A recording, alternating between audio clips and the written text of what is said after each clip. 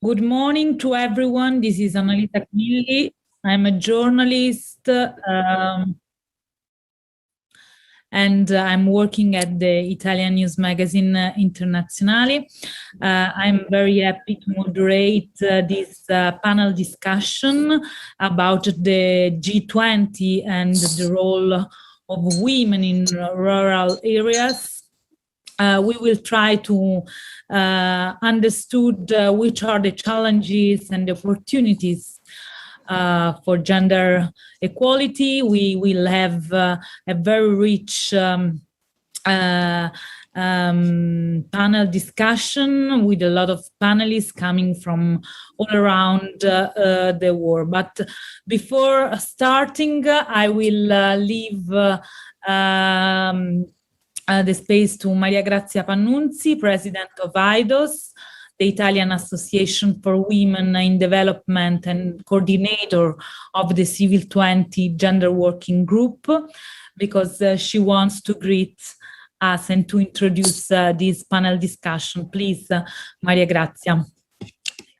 Thank you, Camilla. Thank you, Annalisa, sorry. And yes, welcome everyone. I am Maria Grazia Pannunzi and the President of IDOS and coordinator of the Gender Working Group, along with my colleague Mabel Bianco. The Gender Working Group is tasked with providing a gender analysis of the G20 process. And at the same time, a specific attention on women and girls' rights was also brought forward. All the work that we did during this year of the Italian presidency of the G20 can be found in the Civil 20 website. In this second day of the Civil 20 Summit, one of the most important activities of the Civil 20, one of the official engagement group of the G20, the Gender Working Group thought it would be of great interest to organize an event on the challenges and opportunities facing women and girls in rural areas in terms of policy and action to achieve gender equality.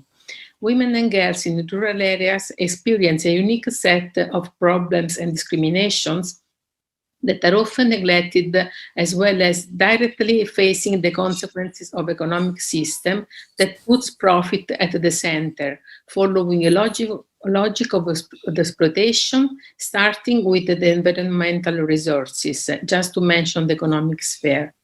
In the rural environment, issues related to the respect of human rights, access to health, education, wash, the impact of climate change are amplified.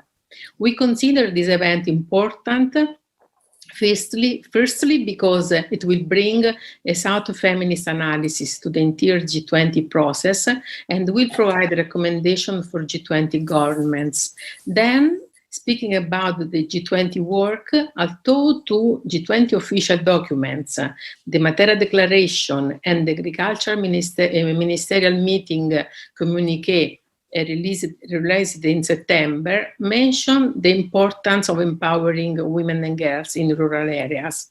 But concrete action are missing. Without concrete action, roadmaps, indicators, and resources, the declarations remain rhetoric. So let's listen our speakers that will bring us a concreteness and commitment. Thank you and enjoy the meeting. Thank you. Thank you. Thank you, Maria Grazia. Let's start then this panel discussion that will explore how women and girls in rural areas can best benefit from international financial institutions, rural infrastructure investments, and how their meaningful participation and engagement in development can contribute to gender justice, the empowerment of women and girls, and the realization of their human rights. Now it is, I will leave the space to Pumpa Dewi from Indonesia. Diwa Puspa is working at EXI, that is an NGO involved in gender, social, and ecological justice. It's a feminist organization that monitors development and climate finance.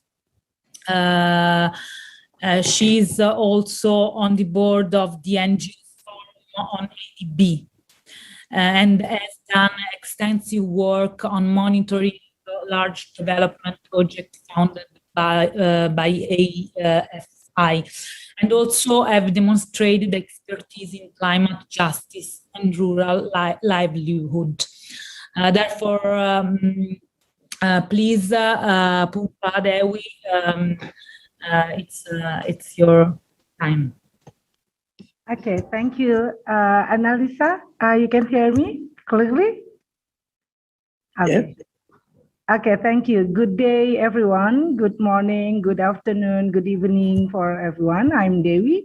I'm from Indonesia, and now I'm working with AXI for Gender, Social, and Ecological Justice. So the feminist organization who that we are the advocate monitor for the development and climate finance.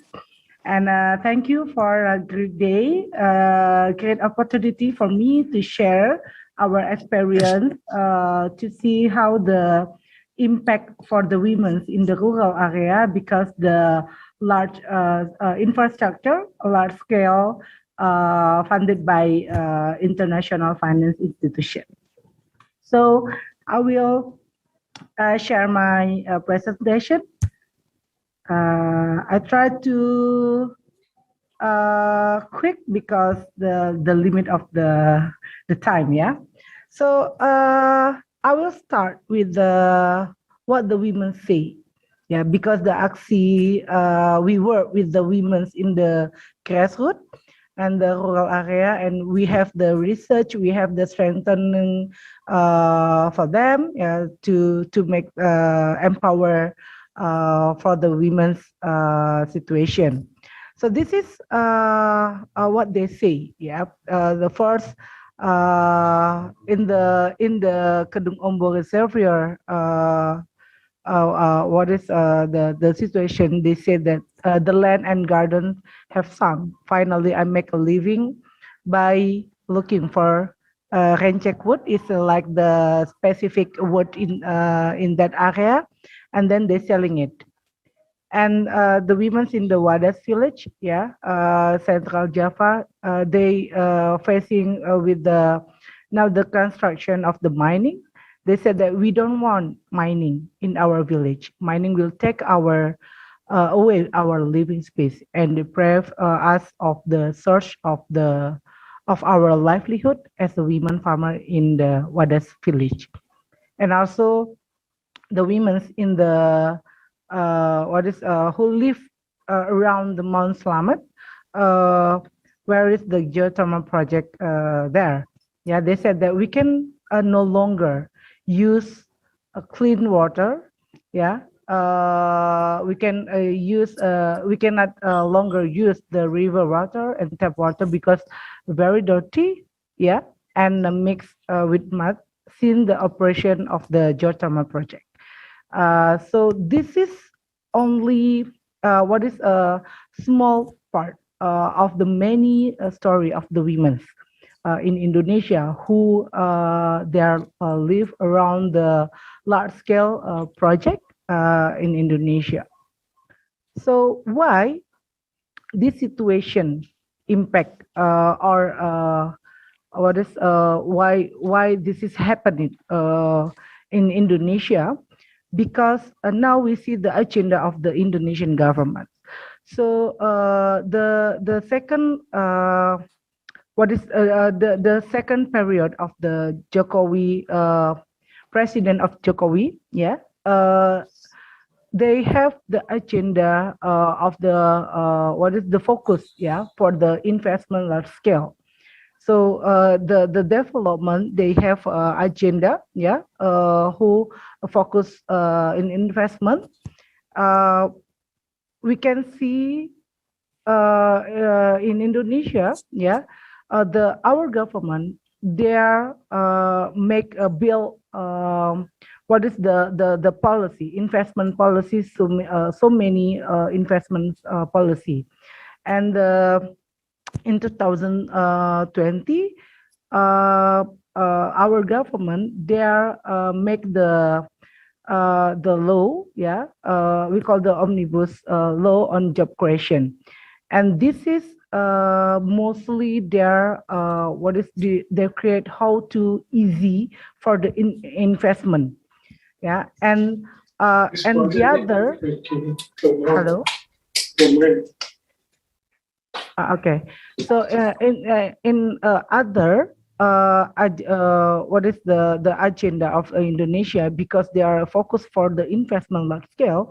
Our president there make policy, yeah, about national strategy project policy, yeah, through the presidential decree, and a concern, and mostly, yeah, this policy also about the investment. So they put what is mining or renewable energy project, yeah, in that issue, yeah, part of the national strategy policy project. And of course, because they are focused on the investment, the government also they build state-owned company, yeah, have the what is we call the PT Sarana Multi Infrastructure and PT Indonesia Infrastructure Finance. And in the PT Indonesia Infrastructure Finance, one of the support by ADB, yeah, and the other we can see many the project support by the international finance institution like the World Bank, ADB, Islamic Development Bank, and also the AIIB in Indonesia. So one of the issue now about the renewable energy, World Bank and ADB, they are have the give a loan for the our government to develop the strategy of the geothermal. So they give a loan around $250 million, yeah, to develop the geothermal project in Indonesia. And we can see what the impact of this large-scale project in Indonesia. This is resume from the several situation or project in Indonesia who impact for the women. The first, yeah, we can see the women still there is no clear information. Yeah, so many project of the investment there is not get the information for women clearly what the impact this project for the women. Yeah, there is no consultation, even there is no concern in a community about the project. And the other, we can see many project impact for the land acquisition process was not carried through discussion and agreement about the land price. Yeah, we can see the land grabbing, eviction, yeah, lack of access to water resource, and we can see in the what is the geothermal project, yeah, and this is also impact for the loss of the women's local knowledge and wisdom. Loss, of course, this is also what is the impact for their income and livelihood. And because the government, they use the military for to security the investment. So we can see how the conflict, horizontal intimidation increase in the community and also for the women. And now we can see the criminalization and lack of democracy also the increase in Indonesia. Amnesty International, they are raised the number of the criminalization in Indonesia. So in 2020, around 248 what is the human rights defender, and include the women's human rights defender, they get the criminalization from our government. And of course, this is in line, increasing gender injustice. We can see how when the water resource lose, this is of course impact for the women's work in the domestic work. And we can see how this is make the women's what is more get the violence, violence and violation, because this project in that area. So we know the G20. They are discussed about the how infrastructure, how the large-scale project will happen in the member of the G20, and we know how the women now still hard to raise their issue, their situation. So we are what is we call for the forum G20 should do first. Should be acknowledged and address the problem faced by women as the impact of the large-scale investment project, and also by funded by the international finance institution. And because in international standard, we have the what is the instrument for the women's protection. So the G20 forum should be a forum to ensure and promote values of the humanity, human rights, justice, and sovereignty for the women. Because we can see how this large-scale project, they take the women's sovereignty, they take the women's knowledge, and they are not to put the women's experience in the table when they discuss and make a decision. So we must push this forum must be involve the representative involve women in that decision making process. So I think enough. This is. We are still fight for justice and sovereignty for the women, and we believe because we have opportunity to build our network. We can build the strong network to connect each country, how to make a movement, women movement, feminist movement to reclaim our sovereignty. Thank you. Thank you, Annalisa. Thank you, Puspadiwi. I should ask the other panelists to keep the intervention shorter. Please don't go over 5 minutes intervention, because we have many panelists, and we don't want to. We want that everyone could speak and could have their time. Now I will introduce the second panelist of this first session, talking about women in rural areas and large infrastructure development projects. I will introduce Preeti Daruka from India. She is a gender policy expert and a human rights defender from the Global South, with over 25 years of experience working at international, regional, and national level. Preeti is the founder and executive director of a program on women's economic, social, and cultural rights. And she's also a co-founder of Feminist Land Platform and the founding member of SAFA, South Asian Feminist Alliance. Preeti is co-founder and coordinator of BRICS Feminist Watch, an alliance of feminist organizations from BRICS countries. Therefore, please, Preeti Daruka, join our panel session. Thank you.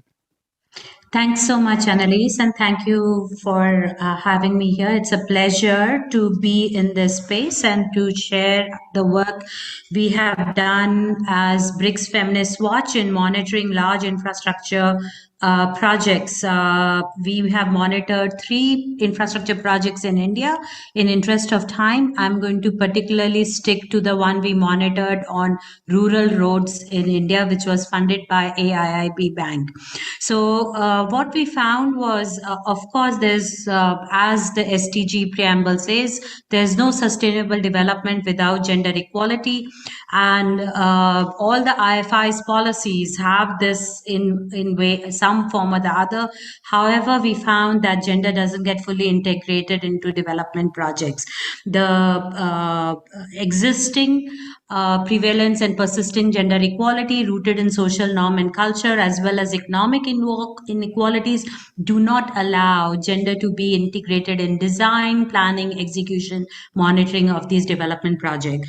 The general assumption with infrastructure projects is that the project assumes a gender neutral approach. For example, with the road project that we monitored, which was funded by AIIB in rural Gujarat in India, the general assumption is that it's a road project. Once roads are built, it will help everyone. But that's not true. In a lack of course, we understand the lack of roads severely impact local people, especially women, as mobility is restricted, inconsistent, and inconvenient. Travel is costly, time-consuming, which takes a toll on human capability and opportunities. Road infrastructure is not only for economic growth, but this also can be a key instrument to address the rural-urban divide, improve quality of life by addressing isolation, resulting in better exposure to opportunities and resources. Rural roads connectivity does play a role in improving men's economic productive role and women's economic, domestic, and community management roles. So the roads are helping men's economic opportunity, whereas for a woman, it's not just economic opportunity, it's also domestic as well as community management role that women play, and rural roads play a very important role. Therefore, it's really important that development projects, especially for infrastructure like roads, do an in-depth analysis and assessment of women's needs and physical usage of infrastructure. It's important to understand the different gender impacts as well as gender needs of these infrastructure. So rural road connectivity also need to go beyond just taking into account the usual gender sensitive issues of health and education. So as soon as you bring gender in the infrastructure conversation, it will get limited to, of course, access to health and education services. But rural roads, especially in rural areas, in addition to providing access to health and education service, also impacts women's work, both paid and unpaid, and livelihood by providing access to markets, employment opportunities, and other resources. In absence of adequate social infrastructure, rural women spend a lot of time on unpaid work that includes toiling on family farms, post-harvest processing of agriculture products, collection of free goods, including water, fuel, fodder, maintenance and care of household. All these things women do, which come under unpaid work or some of the livelihood options, and road can reduce this burden that women carry. Women also engage in several livelihoods and income generating activity. Therefore, road connectivity impacts women's both paid as well as unpaid work. Research also shows that men and women use different roads as well as use roads differently. While men mostly use the roads to travel outside the village, it is women who use internal village roads for commuting to fields, markets, schools, and public utilities. Women use roads for family, community, and social maintenance tasks. They also travel for livelihood opportunity, for fetching fodder, water, firewood, Women tend to make frequent and numerous short trips to fields, schools, nearby villages. Women are primarily head load carriers. They will carry, like if they're carrying fodder, they're carrying farm produce, they will carry on their head. And they will walk on the shoulder or sidewalks or use free or non-motorized transport. Women also use public transport but rarely take motorized transport for personal use. Due to gendered aspect, a woman's time has less value. Hence, women usually walk or take less expensive means of transport, which are time consuming and tiring. This is huge time burden that women carry, which prevent them from engaging in other productive work. So these are things which we found in the road project. This gender dimension of rural women's reality was not included. So though the huge millions of dollars were spent on building these roads, but it definitely benefited men more than it benefited women, and hence it resulted indirectly in increasing the gender gap. So women, we were found still were walking on these roads, were carrying the burden on their heads. There were no access to, like, they are not using motorized. So now we have traffic zipping at 60 kilometers an hour on these rural roads, which has become more dangerous for women to walk on the along this. So what is it that, how can G20 or all these countries who are investing in infrastructure be mindful of, first is, of course, we draw the substantive equality framework from CEDA and we say, go beyond the formal equality model, that same input will give you the same output. So roads do not, just by building roads does not mean that they will benefit men and women equally, unless and until you bring that gender dimension into the very planning as well as monitoring and implementation part of it. It's really important, therefore, to have different corrective measures. For example, if you want women to participate in consultation, it is important when these infrastructure projects are being discussed at community level, you have flexible time which allows women to, which are suitable for women participation. They have separate women only consultation, have women facilitators. Be mindful of the cultural limitations in which these rural women are working and existing. So therefore, it's really important to bridge gender gap. Policymakers and IFIs funding large infrastructures such as road should ensure equal access to opportunity, both economic, including work within the project, social, including health education, knowledge, information about the projects for women, women's full participation in all aspects of the project, and projects should have clear gender indicators beyond just mitigating risk. So as soon as we bring gender issues, most of the IFIs look at gender as a doing some harm kind of a approach, as opposed to having a proactive approach to addressing long-term inequalities and proactively doing some good to bring gender equality and gender justice in their project. The project should have clear indicators in addressing gender equality, and it should capture how the project is going to benefit women in their day-to-day life, in asset building, in livelihood creation, in procurement, in employment, and in addressing harmful practices. The project should also have robust grievance mechanisms to ensure equal access to justice. Please, and women are aware of that. Keep your time is finishing, so please. I want to end here, and I want to thanks Annalise for pointing out. I'm sorry if I went overboard. I can end here. Thanks so much.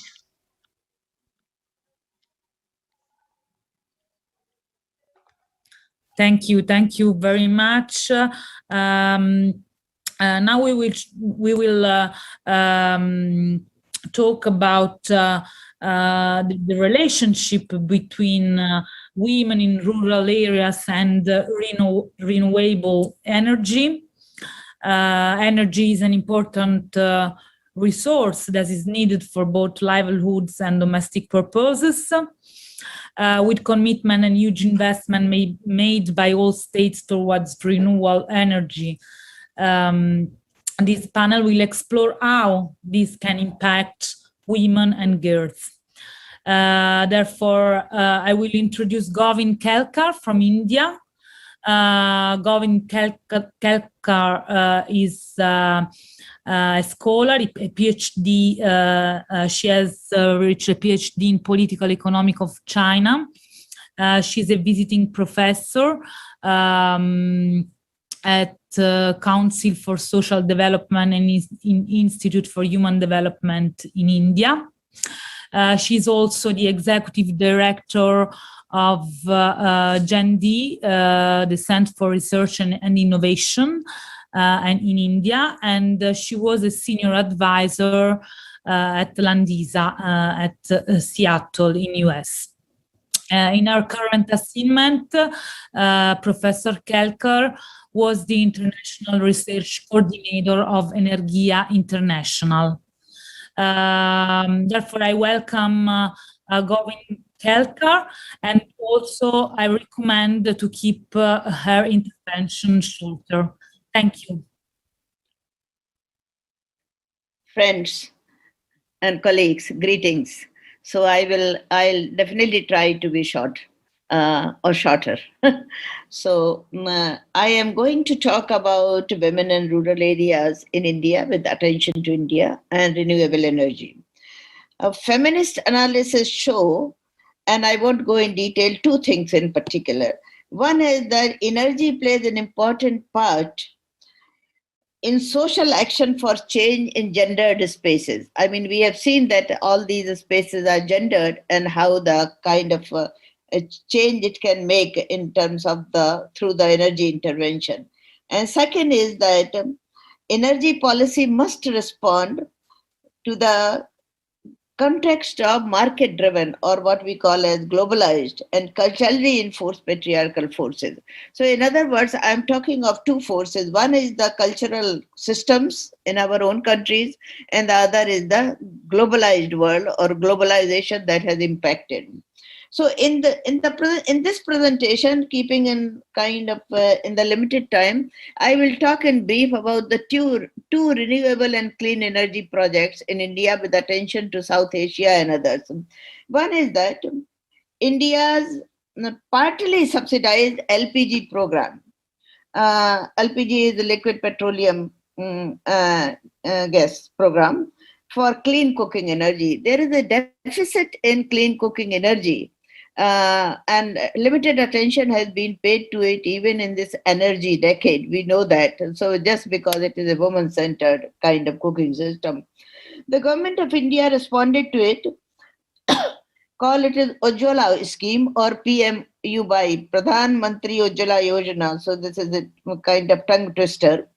And it was said that what is important about this clean cooking energy was that about the government committed to provide 50 million LPG connections to below poverty line households.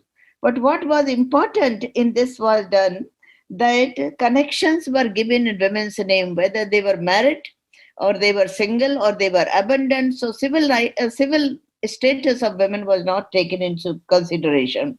It was partly subsidized, which I can take in question answers. Almost 50% government paid the money and 50% came to the household paid the money. This was in 2016. In about by February 2020, the reported or earlier, that number has increased to 80 million, from 50 million to 80 million, and now it is even more. And of course, the government claims that it has covered all the household. So what are the really and what were the objective of this policy? And within these objectives, you see the hidden challenges and some overt challenge, not only hidden. The objectives were to empower women and protect their health. 1.3 million children and women in particular die, and their infants die because of the indoor air pollution. So WHO data shows that kind of thing. To reduce, second objective was to reduce serious health hazards associated with cooking with solid biomass, wood, dung. These were the kind of solid biomass cooking which caused this indoor air pollution. And to reduce the number of deaths due to unclean cooking fuels, and to prevent growing children from acute respiratory illnesses. So these were some of and indoor air pollution also to check. What were the challenges that in this so-called internationally known, and the government of India receiving a lot of kind of achievement award for this kind of policy. The challenges were two. One was that persistence of high proportion of rural households are still using solid biomass as a primary fuel, and not in the, even when partly subsidized. And second, this is a 2020 survey shows, and 21 also. Despite having the LPG connections, it is put aside. So that is one challenge. Second is the drop in LPG refills by poor rural households through the year 2018. Now, what does this show is that there is kind of low valuation of women's work and time. It is not considered. They can do anything that is considered. Their values, the rural women in particular, that labor is not valued. It seems that they have enough time to do anything. So introduce any scheme and don't bother about the time. Affordability, they are not able to afford the households. Accessibility is the problem in remote rural areas. And men's control over household finances and assets like land and housing, and cultural norms and practices that repeatedly reinforce these attitudes and also limit the implementation of the policy. So this is, one has to see, even in G20 countries, when we come to conclude this kind of thing, that it is really not the policies being made. Policies to be made, how they are implemented and how they are seen as a kind of monitored with gender indicators and with the implementation indicators, how they are benefiting. My second, and I have done the research in this, my second example is women in the solar sector, solar energy. And the government of India is the kind of leader of the International Alliance for Solar Energy. So internationally level, I've taken these two examples in order to say that when there is a kind of these best practices which are projected, how in the best practices the hidden question of gender and gender relations are involved. What are the factors that low representation of women? In India, only 11% of the women are in the workforce in solar sector, while internationally 32% women are there in the solar sector. So this is the kind of, even as workforce, I mean, not even as managers would be very, very limited. Factors that determine low representation of women in the workforce include lack of access to opportunities, safety and security. When you ask that, why don't you go to workers? I was in a village in rural areas, and a woman told me, oh, the men are standing with their bottles, and bottles are the kind of liquor and then the associated violence they were talking about. And the violence not within home, but outside in public spaces also. Patriarchal perception of women's capabilities. Other thing, women are backward, they don't know anything. So that is another factor that determines. Third is insufficient resources for skill acquisition. There is a huge program for skill development, but when women are included, they are included for sewing, cooking, and so on and so forth. These are which are non-commercial activities, and they cannot draw resources. Women don't have the kind of finances under their control. They are dependency of the women subsumed within the household, and failure to factor in awareness among employees and management about gender inclusivity and gender parity in the workforce. So when I said that women are not there, I visited studying a company, I won't name it, but which has not a single woman. And when I asked them, then I'm giving an example of a very successful company in India, solar company, and say that company has done so well without... I should ask you to close your intervention, please. Sure. I would do in 1 minute, or you want me to close now? Okay. So despite these problems, there are some good examples, and good examples really are talking of that self-help groups. If you have heard of women's collectives in rural areas, they have been set up manufacturing unit. Women have been trained. These are illiterate women. They have been trained. Second is that how to manufacture kind of solar panels. They have been trained, and there are many African women go there in this barefoot college, and they also learn in the same area where I am talking this. So I would end it here, but in terms of the time, thank you. Just one line I wanted to say. What G20 countries need Thank to you. Thank you very much for your intervention. Now we will introduce the third session of our panel discussion about women in rural areas and the issues of land and livelihood, and also the criminalization of women's rights defender. I will leave the space to Fabiana Menna that will introduce the issue. She's from Argentina. She's the president of Fundación Gran Chaco, a leading organization in development of proposal, innovations, and solutions for the socio-environmental sustainability of the region. Fabiana has a strong gender equality record, and in particular, she works in the north of Argentina with rural indigenous women.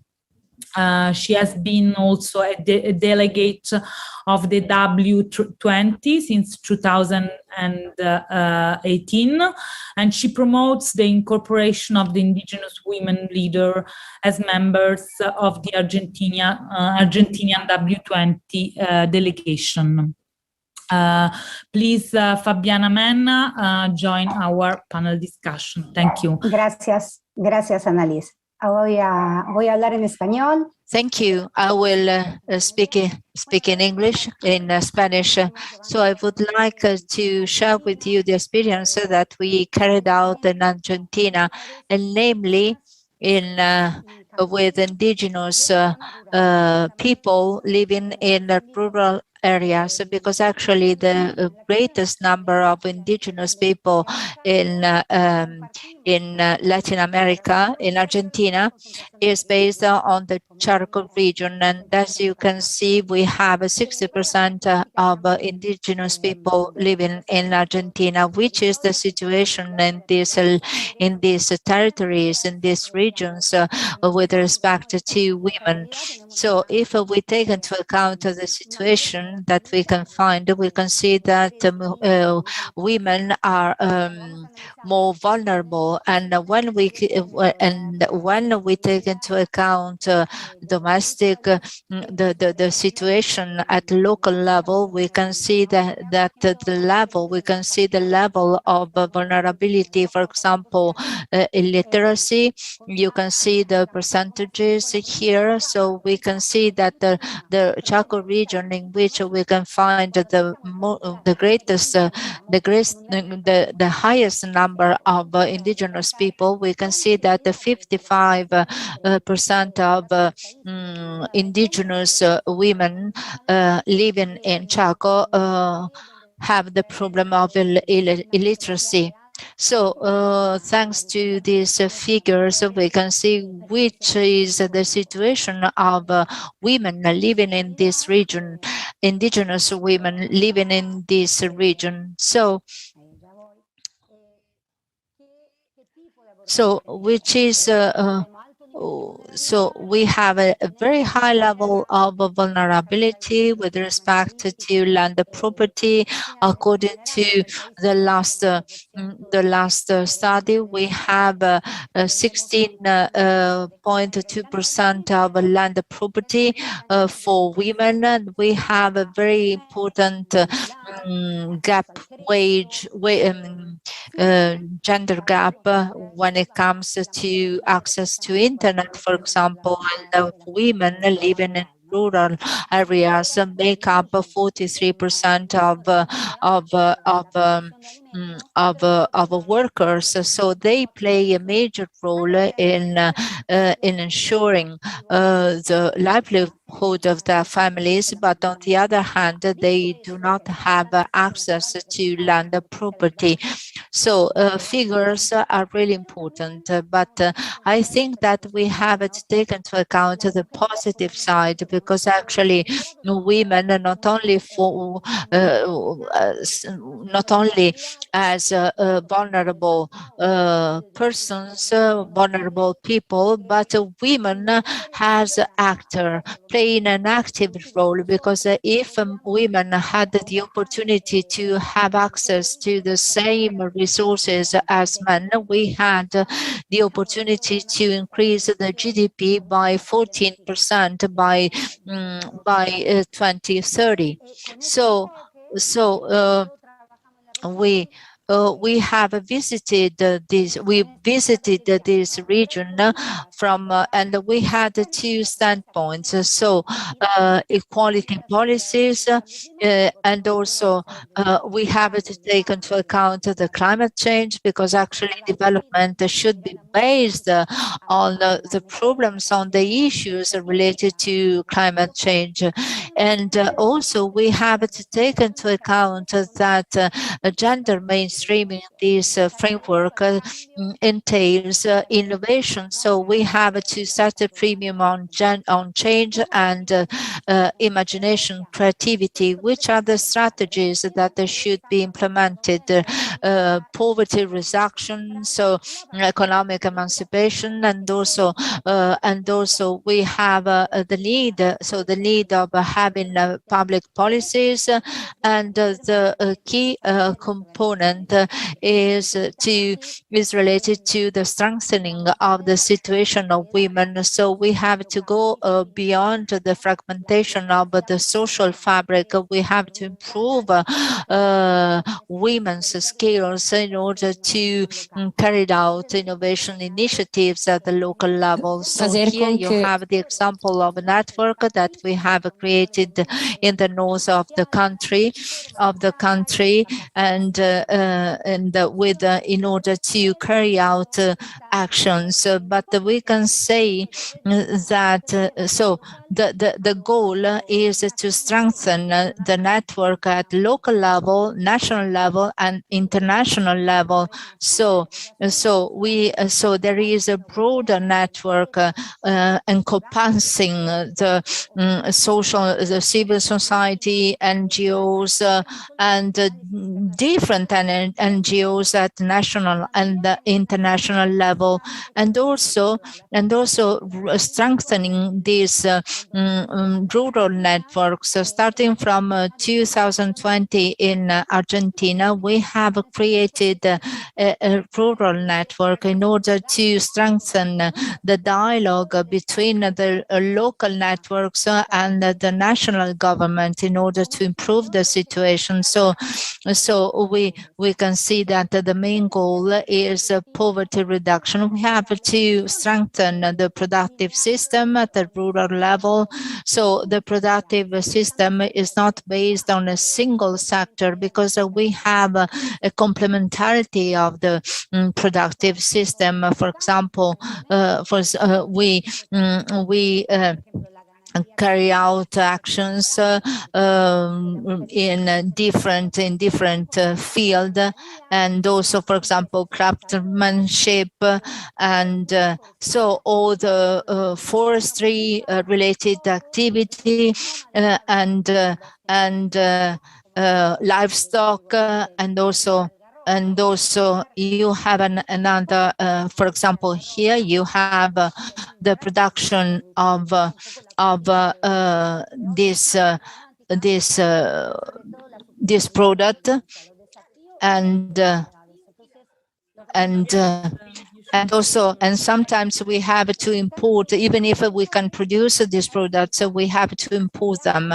and also the potential in generating revenues at the local level. But we set a premium on agriculture, which is of utmost importance, and also we want to go beyond the agricultural sector in order to exploit all the potentials that we have for digital innovation by using the internet, the technological tools, in order to valorize the local production, in order to boost women and women's situation and in the rural areas. So thank you very much.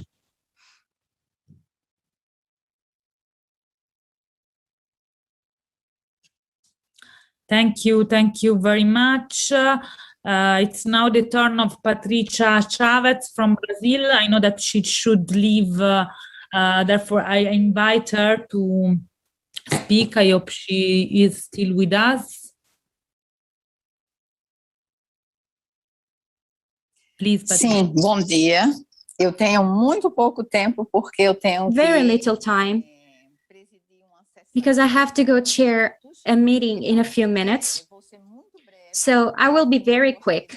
First of all, I would like to thank you because for us from Brazil, having this opportunity during this political crisis is very important, especially since we can talk about the situation of rural women in Brazil.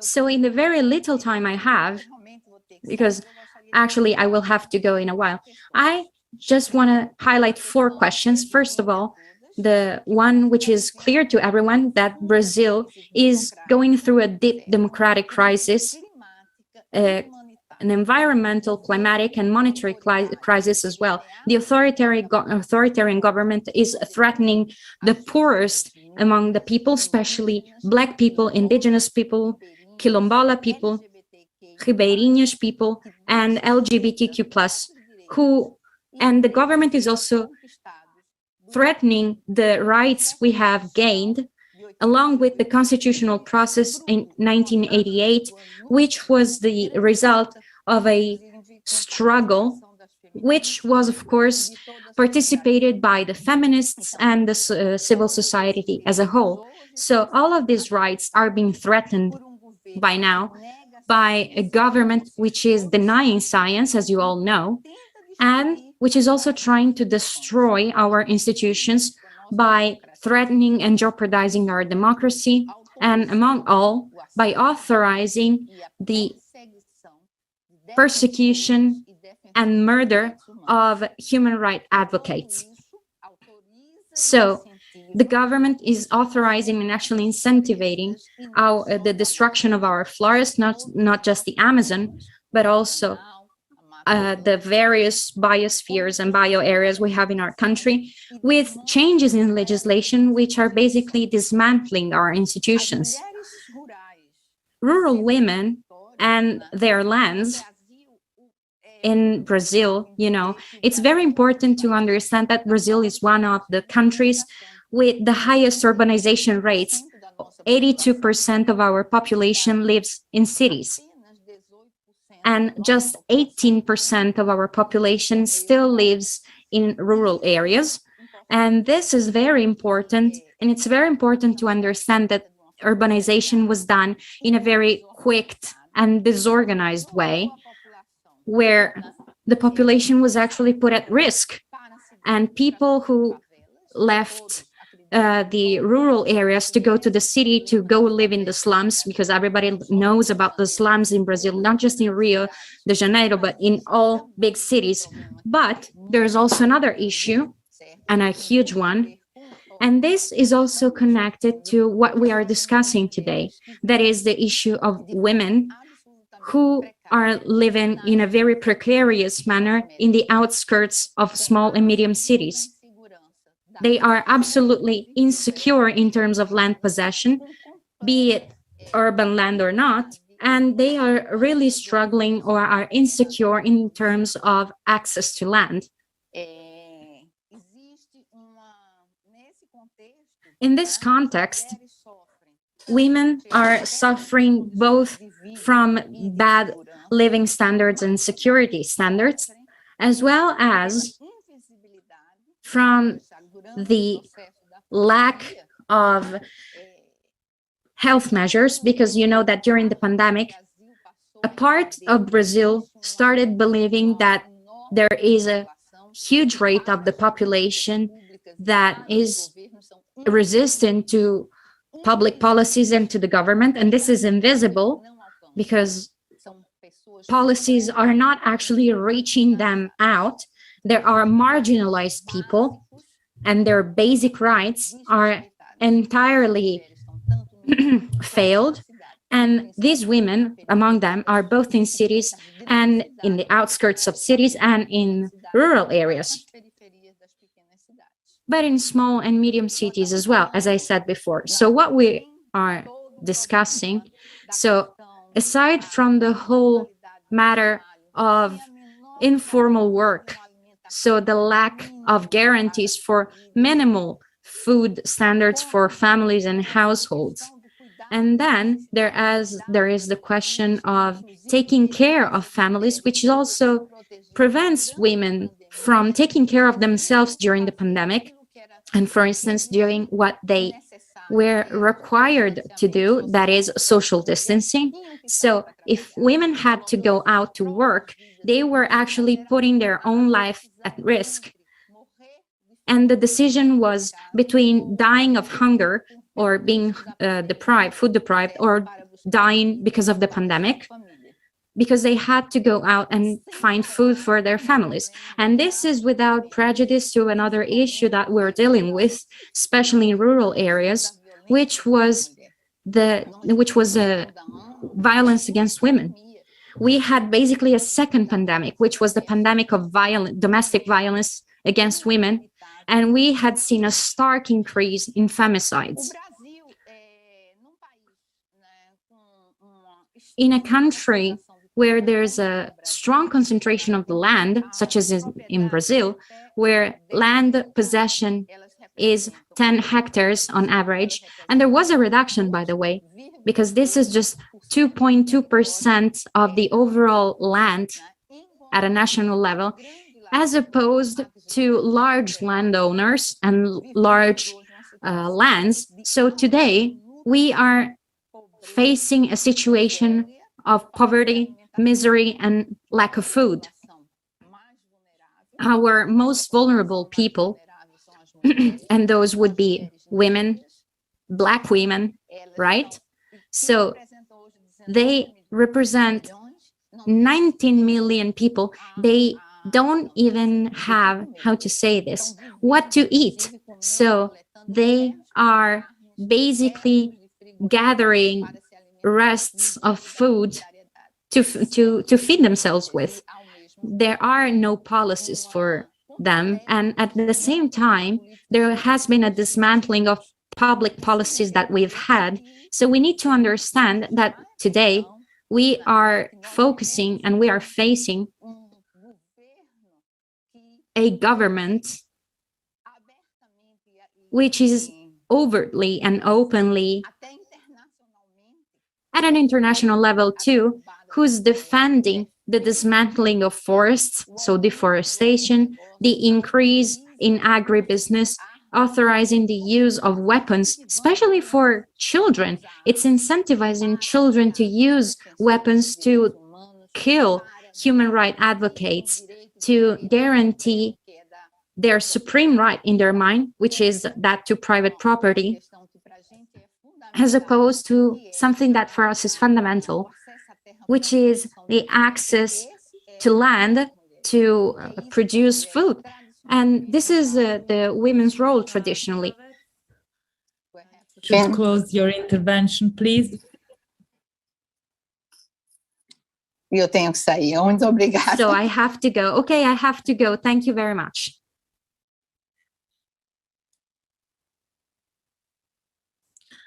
Thank you. Thank you very much for your intervention. Now there is the last session. Unfortunately, Berta Cáceres from Honduras could not join our panel discussion. And then there is the last session of our panel about the access of women in rural areas to services, and also the way how to reduce the risk of gender-based violence. We will talk about this issue with Sibulele Poswayo from South Africa. Sibulele is a seasoned gender specialist and social entrepreneur. She currently works as resource mobilizer at the Border Rural Committee and is at the helm of the inequality movement, which is a social movement formed in the Eastern Cape. Please, Sibulele, join our panel discussion, and please remember that you have 5 minutes intervention. Thank you. Thank you so much. Can you hear me?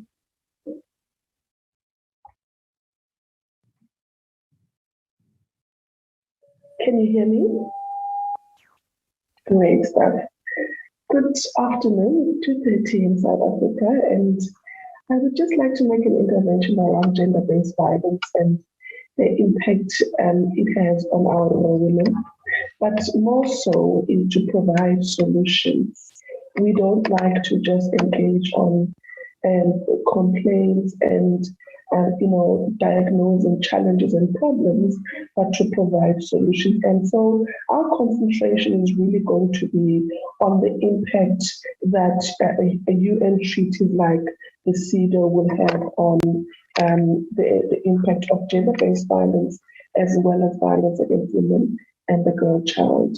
As a movement working closely with communities at grassroots level in South Africa and the South, we chair the Civil BRICS Gender Equality Working Group, and we are an active member of an amazing group of feminists across the BRICS, which is the BRICS Women's Watch. Our focus is on the girl child, her mother, and or her caregiver, or those who identify themselves as women, their community-based organizations, as well as their business entities. And so this presentation is made in the auspices of COVID-19, and the purpose of the presentation is to bring to light South Africa's continued failure to address what is dubbed in our country as the twin pandemic to gender-based violence, as well as violence against women and girls. We argue here that some of the identified impediments of rural women and girls to enjoy their basic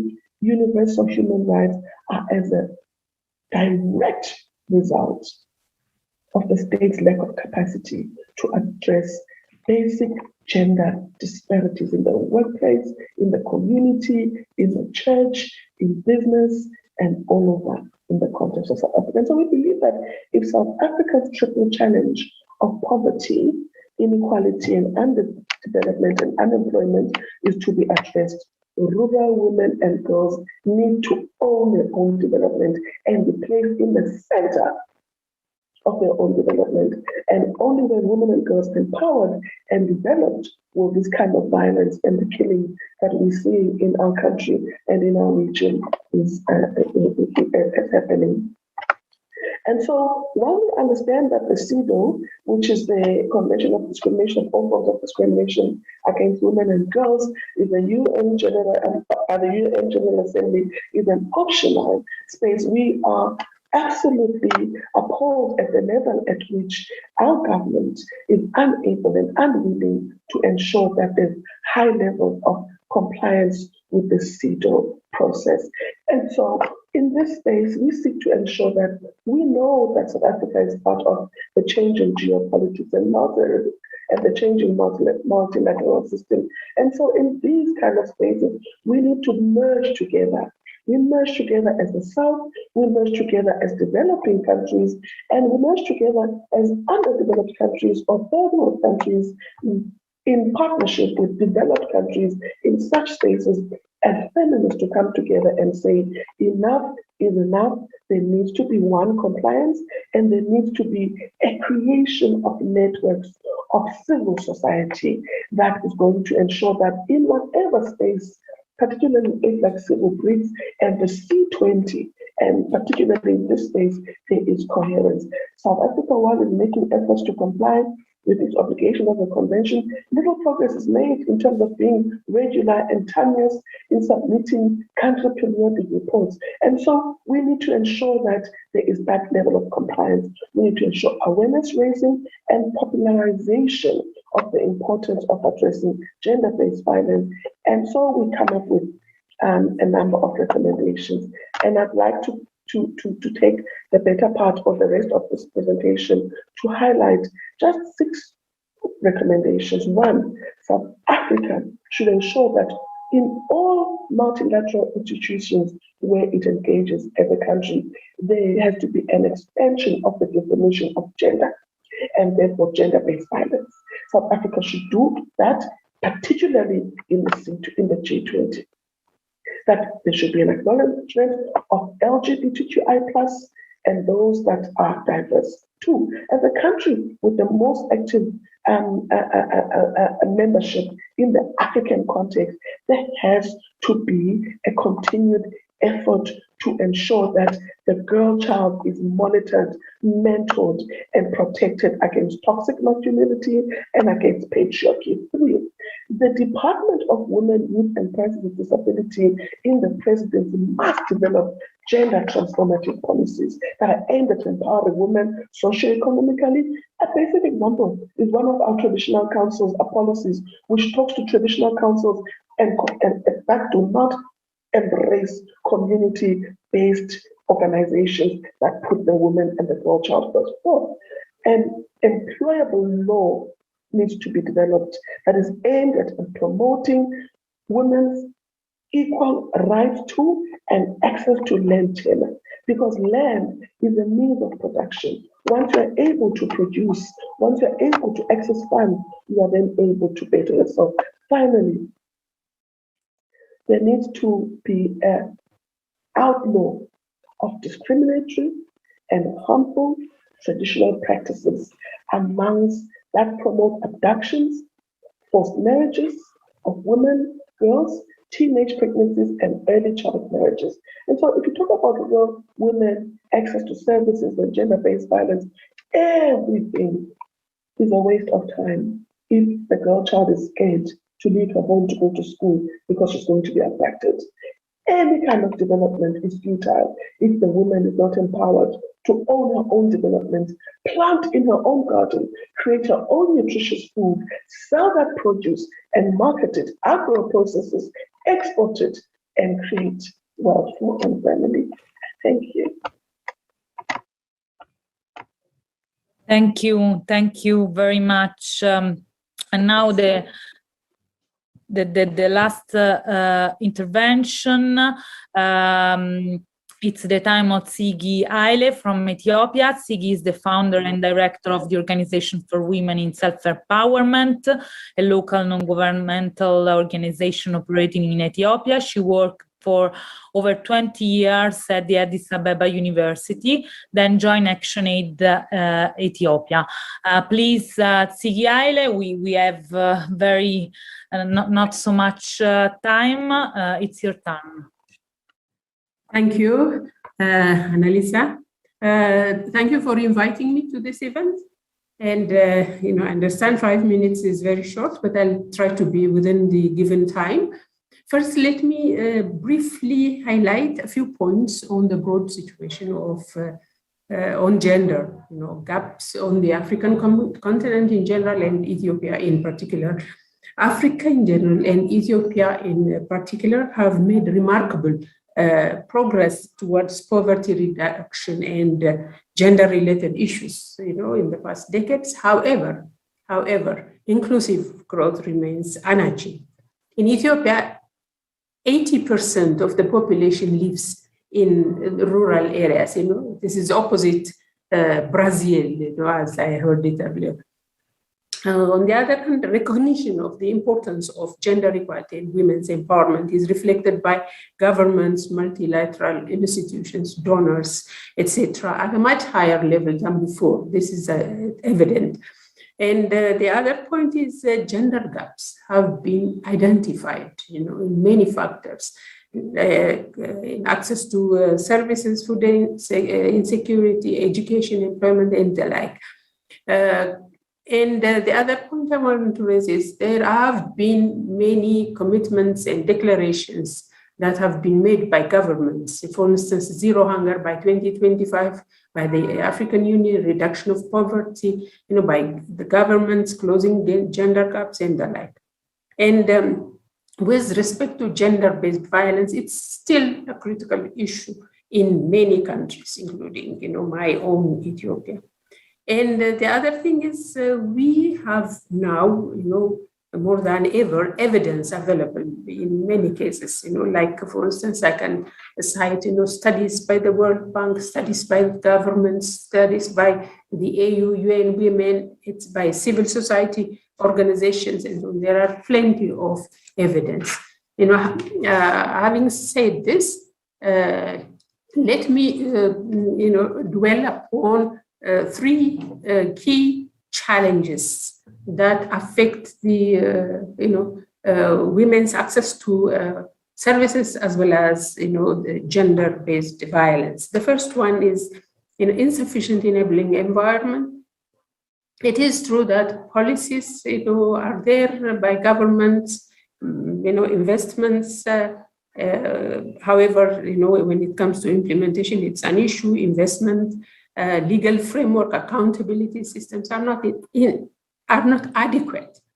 And the other thing is infrastructure, rural infrastructure, water, energy, roads. These are very critical to rural women, but they are in short supply.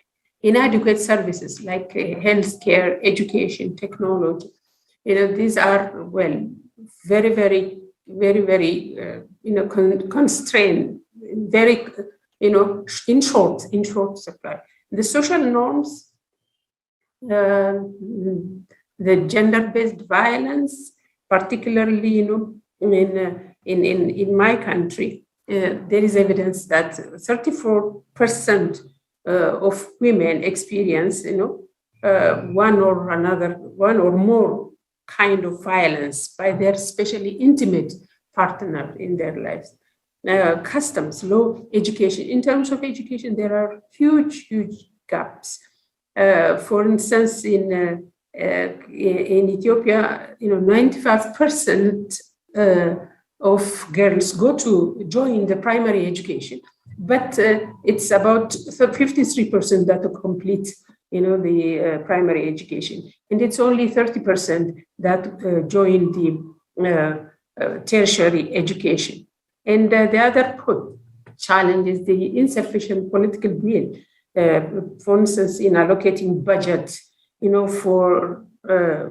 for availing, gender-responsive services, for addressing gender-based violence, for empowering, women and girls. This is it.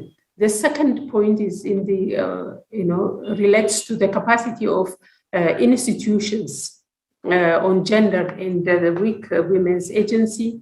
This is, I think, everywhere, weak capacity of institutions in gender in rural areas, in particular, a weak voice in place in government and politics, demanding women's individual and collective capacity and agency, household gender relations, constraining, to women. This is connected with the social norms, with the culture of, the society, lack of productive assets for women, lack of financial, knowledge and skills building services, and inadequate infrastructure again.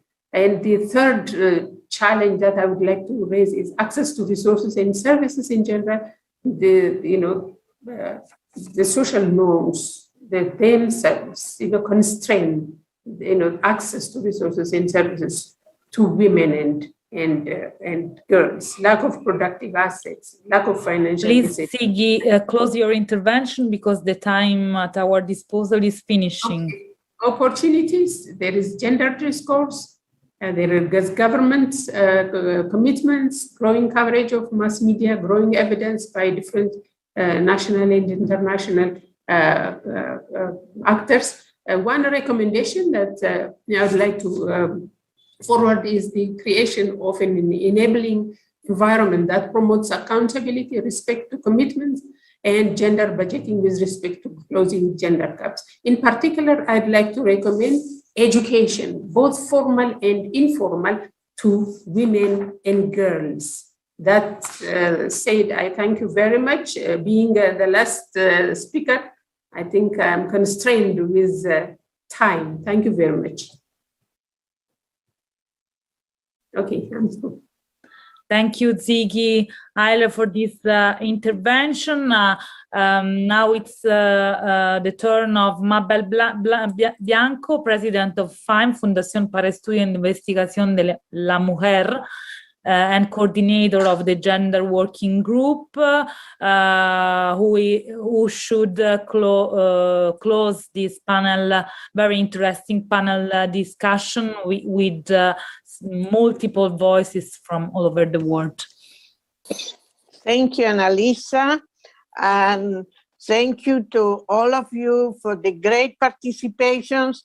And of course, as usual, the time is short, and it's a pity because they were such good presentations. But the proposal from our gender working group in the C20 with Maria Grazia Panunzi, we hope to have these at least side event to present the big problems the women living in rural areas are having, and how we need to work to include the issue in the G20 discussions on working. I want to remember that in 2018 in Argentina, when the president was Argentina, we included it. But later on, it was not a decision to have it. Now we hope in Indonesia, we are going to have some issue dedicated to rural women. And we try to continue working on that on the C20. Of course, we are not going to be the coordinators, but we are going to continue being with Maria Grazia, members of the C20 and the gender working group, and we hope we can push from them to have the issue.